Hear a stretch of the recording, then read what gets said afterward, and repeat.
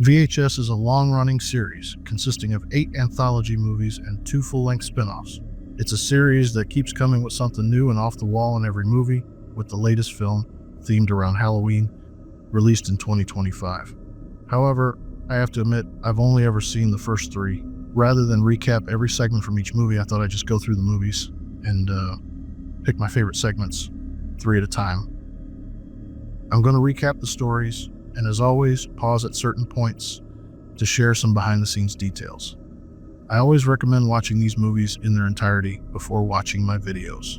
If you're at all interested, I'll provide links in the description so you can rent or buy the movies for yourself. But with all that out of the way, let's get to the spooky stories.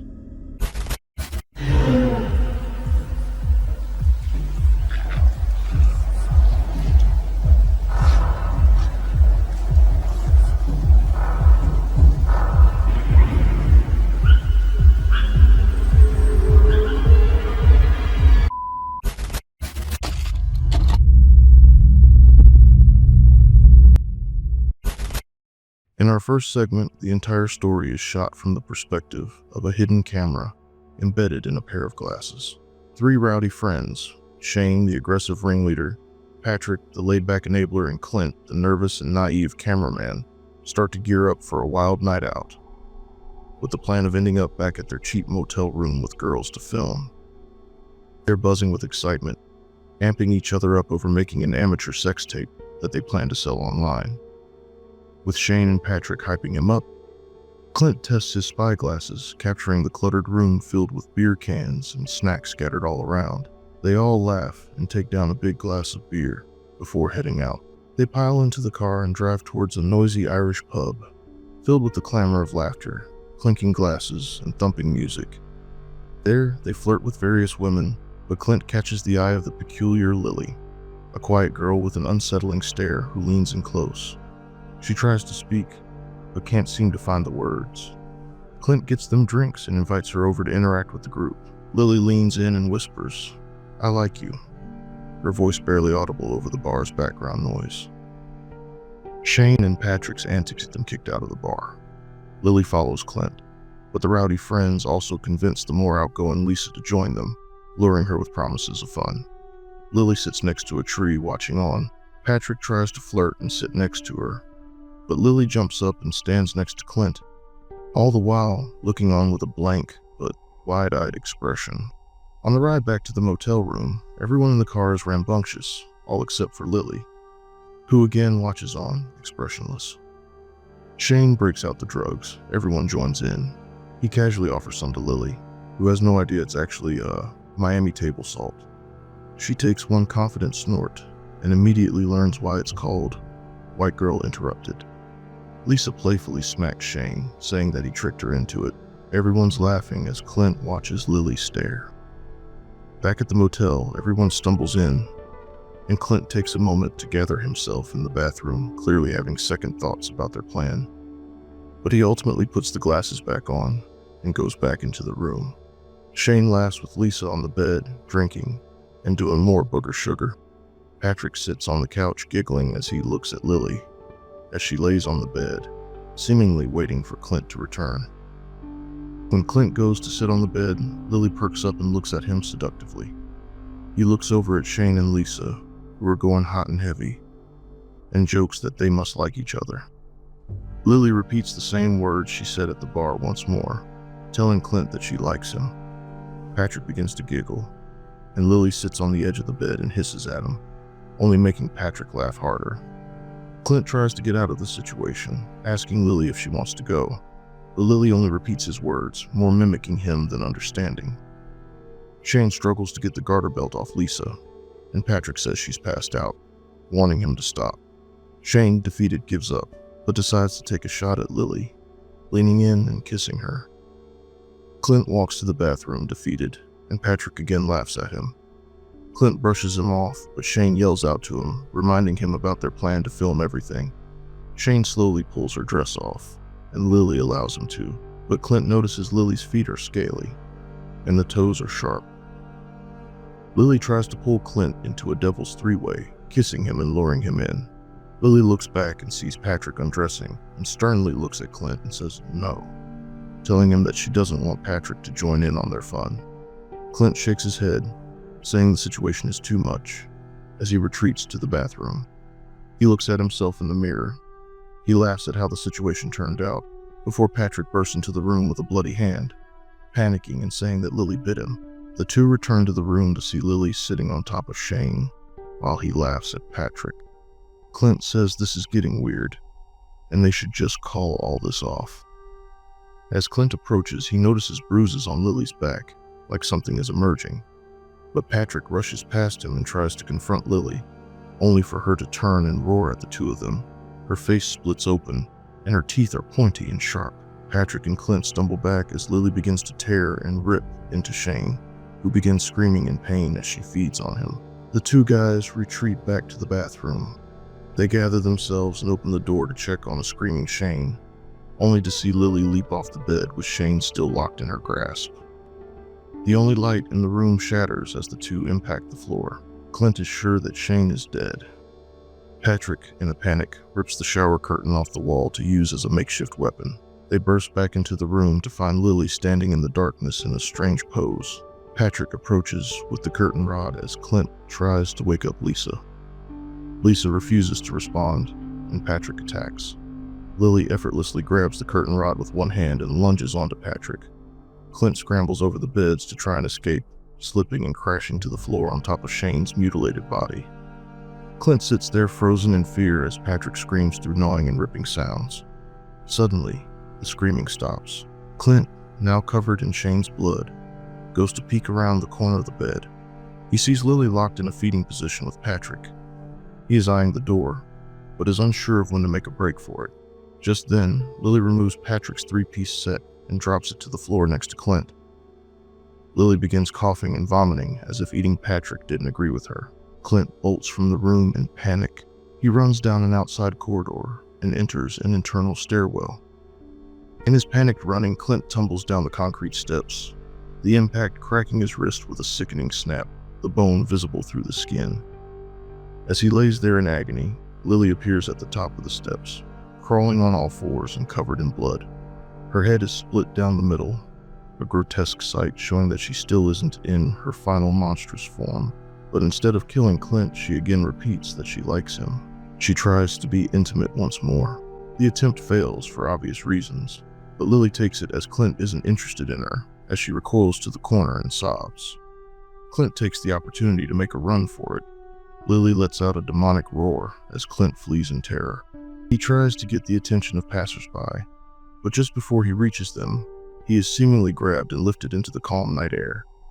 The camera glasses glitch and the footage is broken, but we see Lily in her final form, a monstrous bat-like creature that has Clint gripped in her talons.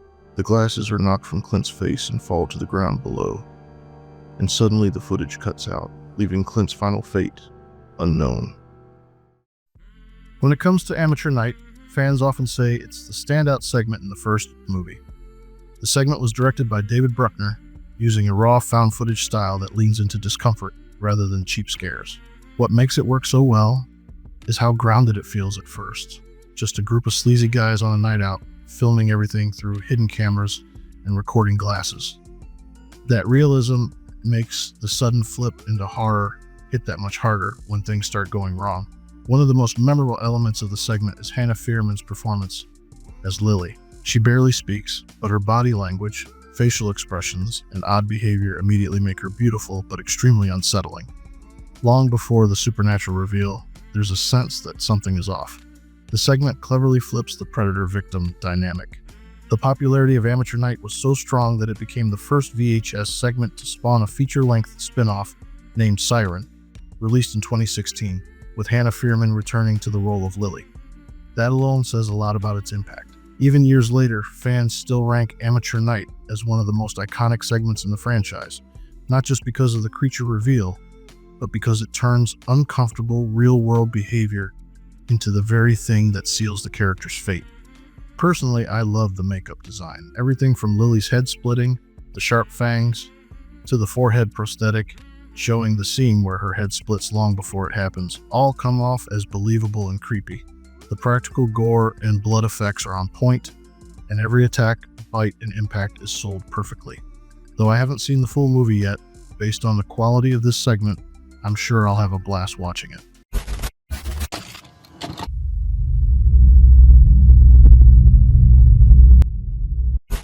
In our next segment, the entire story unfolds through the multiple shaky handheld cameras and body cams of a small Indonesian news and documentary film crew, led by the determined producer Adam, his sharp-tongued sound guy Malik, the eager young cameraman Joni, and their local guide and translator Lena. They have set up a meeting with a cult leader known only as Father, and are testing out their stealth cameras and microphones before the meeting starts. Inside the restaurant, the interview begins. Why they are filming in secret isn't revealed, and it seems strange, considering Adam has a camera less than a foot from the cult leader's face the entire time. Father even has to push Adam away at one point. Though they're speaking Indonesian, with no English subtitles, it's clear the crew is trying to get access to the cult's stronghold so they can learn more about the cult and its members, an idea that is shot down at first. But Lena begins to speak.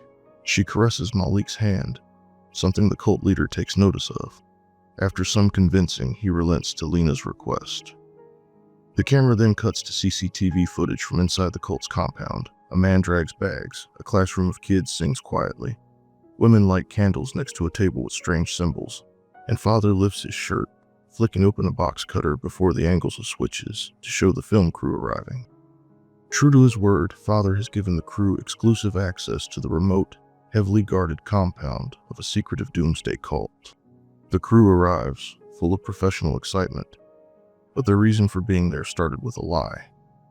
Their true intentions are to film the cult in the hope of exposing the inner workings, and anything they can find on the group leader.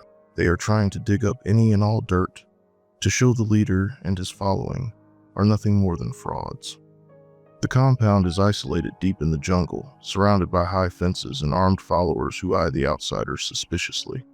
But the group is led around by a guide who shows them classrooms and living quarters. Malik instructs Adam to film a couple in a room, the man singing and lovingly stroking the woman's hair. Adam pans over to see a group of men sitting at a table. They all stand up and stare as the crew passes. The crew catches up with Father, who welcomes them into his humble quarters in a calm, almost hypnotic voice as they set up cameras for another interview. This time the topic is more grim. They talk about the coming apocalypse, the need for purity, and how the world outside is corrupt and doomed. Mid-interview, Lena begins to feel unwell and asks to use the bathroom, telling the others to start without her.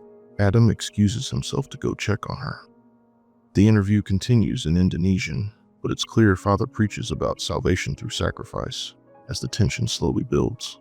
Lena happens upon a classroom of children silently coloring. She reaches for one of the drawings to get a better look, but is stopped by the guide from earlier, who approaches in a predatory manner. The guide reaches out, but just before she's grabbed, Adam appears in the hallway behind her.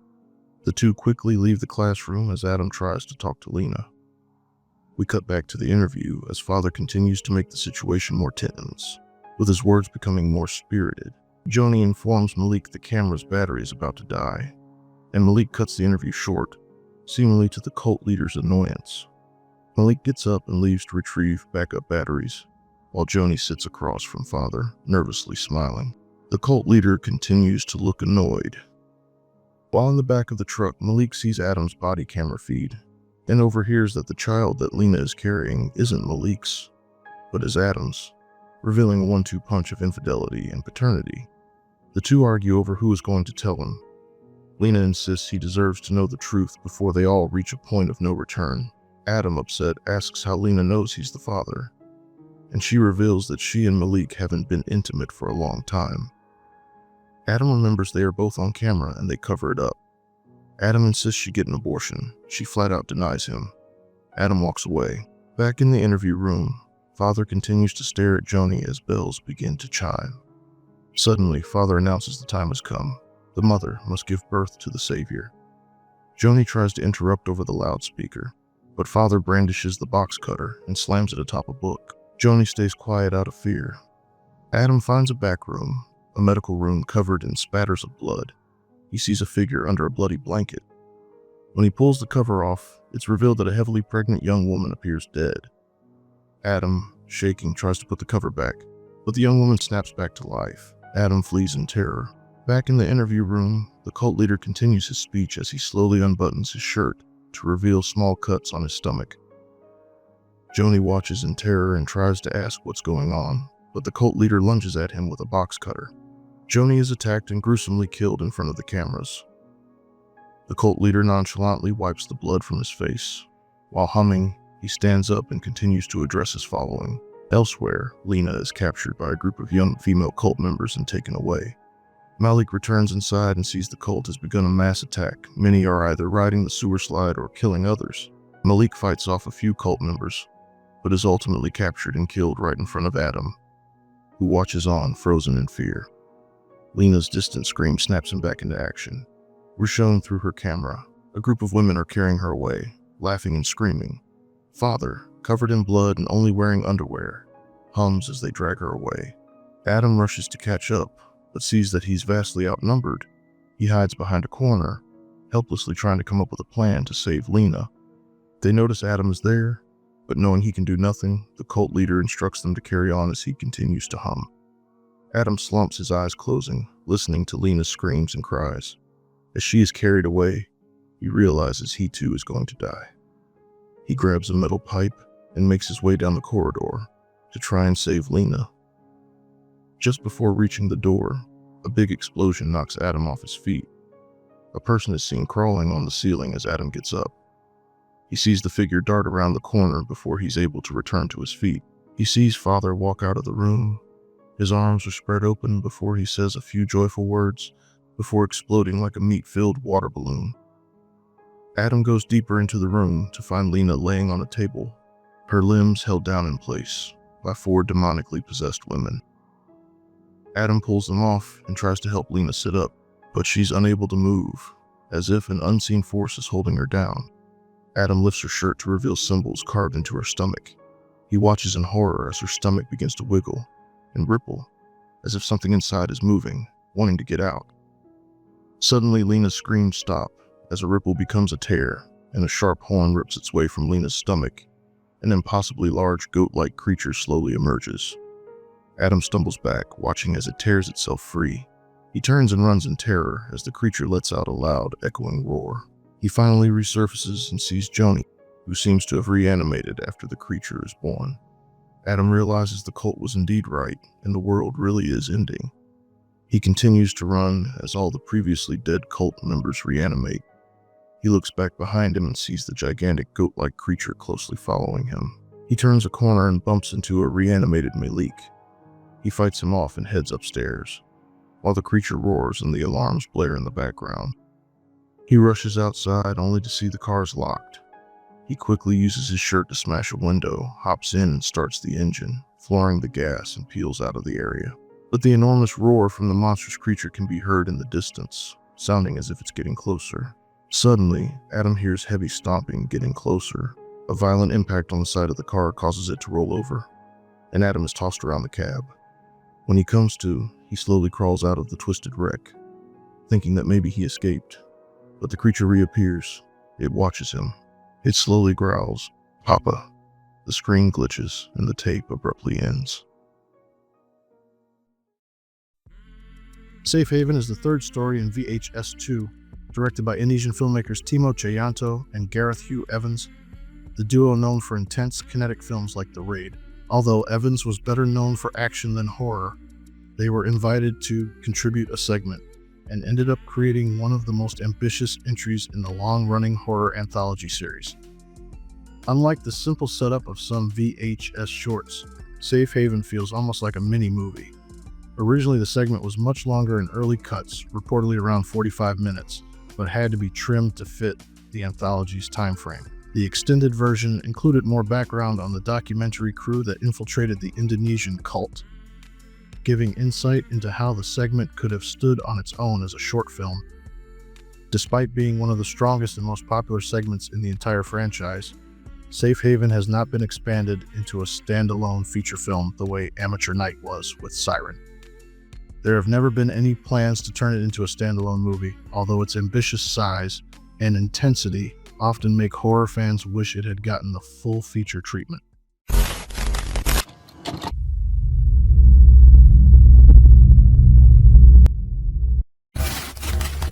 Our story opens from a doggy cam perspective. We see two boys named Gary and Randy, dressed in robot outfits, playing with their dog Tank. Their parents interrupt their fun to say goodbyes and give the boys instructions to follow while they are away on vacation. Randy is handed a detailed list of chores. He asks his dad why it's his responsibility and not his older sister Jen's. Their mother reminds him that she's studying for finals and should be left alone. Randy smirks and says that Jen's boyfriend Zach will likely come over 20 minutes after they leave. The parents don't care, and they get into the car and fire it up, with the father making a sideways joke before driving off, telling them their mother loves them. Later, the brothers are playing, trying to get their dog to skateboard, when Zach and two of his friends kick the boys' radio over before going into the house. Gary chucks a basketball at him for being a jerk. Afterwards, Gary and Randy's friends, Sean and Danny, show up, complaining about losing their baseball game. The group of boys comes up with a plan to spray Jen and her friends with super soakers. Randy has the idea to fill his up with something other than water. The boys wait under the water, giving each other a thumbs up before going through with their attack. Gary counts down and the boys fire on the group of teens, who all shout and throw things at them in return, causing Randy to dunk back underwater. The camera catches a fleeting glimpse of a figure in the murky water. Before we get a good look, Zach jumps in the water to chase Randy. Randy empties a pee-filled super soaker in Zach's face. There's a jump cut, and the boys are teasing Danny, putting him in the dog cage and spraying him with whipped cream. Another jump cut, and the group is back to pranking Jen and Zach, breaking into the room while the two are trying to Netflix and chill. The boys start bumping music and throwing lit Halloween and Christmas decorations at the couple. Zach is about to beat some preteen ass, but suddenly there's a loud, unnatural sound that is so deep it shakes the house and makes the power flicker. The sound lasts several seconds, but Zach, more angry that he didn't get his noodle wet, ignores it and chases after the boys. They run outside and hide behind some bushes, but Zach and Jen are in hot pursuit. They notice the sound again, but it's much lower. They turn to see flashing lights on the surface of the water. Zach grabs the camera and hands it to Jen, who says if she can't find a way to erase the film, she's going to smash it, as the boys argue in the background. Hours later, now with the camera in the couple's hands, they strap it to the dog and send it into the living room, with the plan to catch Randy role-playing as his favorite little rascal, Spanky. Randy shoots up, angry that he got caught sticky-handed, but even more angry that Jen filmed it. The ruckus wakes everyone up, and Zach and Jen scold Randy for being handy. Their argument is cut short by another blast of white light and an extremely loud sound. Tank is so scared he runs under the covers with Gary. The sound is so loud and sudden, but the house can still be heard vibrating when it's over. The group is stunned and questioning what just happened. One of the friends says there's someone at the door, before the blinding white light goes out and reveals two figures standing at the window. The sudden shift in the situation leads to Zach asking the boys where their father keeps the gun. Gary, still shaken, says it's in the closet. Zach goes to retrieve it, while Jen locks the door and uses her phone to call for help. She tells the police that there are people outside their house and they need help. She gives the address and asks them to hurry. Zach, gun in hand, goes to call out to the intruders, telling them to show their faces. He is swiftly attacked. Jen takes their flashlight and goes to check on him. As the boys discuss going on, they are suddenly attacked by multiple pale, lanky figures. Tank captures their black, soulless eyes on the camera before he and Gary are swooped up in a blanket and carried away. Before he knows it, Gary and Tank are taken outside and dragged into the lake. They struggle and are eventually able to get free. Jen finds Tank first. She hands him up to Randy, but she's still struggling to find Gary. Jen looks over to see Gary floating face down nearby. She struggles to lift his limp body and hands him to Randy. The two perform CPR, all the while Tank films another pale figure crawling at them on all fours. Gary spits up water and sits up just before another pale figure breaks through the dock and tries to grab them. The trio runs into the woods to hide, with Tank following. They hide behind a log as three lanky, pale figures sway through the darkness trying to find them. Tank barks, alerting the figures and giving away their location. Just before the trio's attack, the police show up. Blue and red lights and sirens cut through the murky fog. The trio runs as fast as they can to the lights and sirens, only for them to disappear in a flash of light and a deep, bassy groan. A big flash of red light appears, and two figures grab Randy. Tank tries to bark and defend him, but is painfully swiped away. Gary picks him up and checks on him. Jen calls out to Randy, who has disappeared with the flash of light. Jen and Gary are attacked again, and they run to a nearby barn. Jen lifts Gary up to reach a ladder and hands him Tank. She's attacked by multiple figures as Gary escapes into the dark crawl space. A pale figure breaks through the hatch door and lunges toward him, but Gary is suddenly lifted out of the barn's roof by a bright light. The young boy screams in terror and accidentally drops Tank. The dog and camera tumble through the air and hit the ground in a sickening thud below. The final shot shows Tank whimpering as the camera glitches and the tape comes to an end. Slumber Party Alien Abduction is one of the more chaotic and memorable entries in VHS. Directed by Jason Eisner and co-written by John Davies, the segment takes a lakeside slumber party and turns it into utter chaos when aliens suddenly emerge from the water and abduct the teenagers. The popularity of Slumber Party Alien Abduction led to its expansion into a full-length feature film called Kids vs. Aliens. Directed and co-written by Eisner himself, the film builds on the basic concept of an alien invasion from the segment and weaves it into a comprehensive narrative about siblings and friends battling an extraterrestrial threat during a Halloween party.